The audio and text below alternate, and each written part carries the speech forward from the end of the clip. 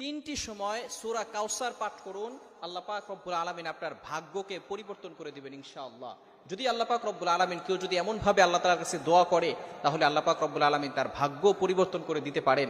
আল্লাহ পাক রব্বুল আলামিনের কাছে ক্ষমতা রয়েছে, আল্লাহ পাক রব্বুল আলামিন চাইলে কারো ভাগ্য পরিবর্তন করতে পারেন।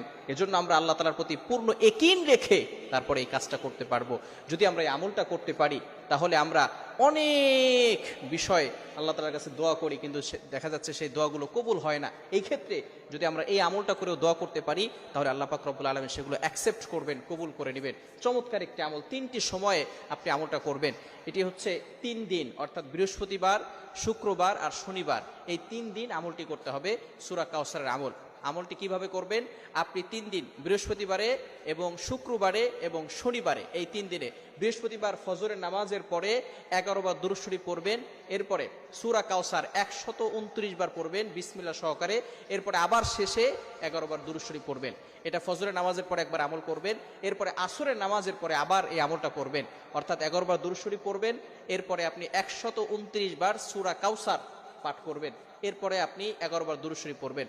আবারও ইশারের পরে আপনি 11 বার দুরূদ শরীফ পড়বেন, সূরা কাউসার 129 বার পড়ে এরপরে 11 বার দুরূদ শরীফ পড়বেন। তাহলে এরপরে যদি আপনি ইশারা নামাজের পরে দোয়া করেন, আল্লাহ পাক রব্বুল আলামিন ওই দোয়াটা কবুল করে নেবেন।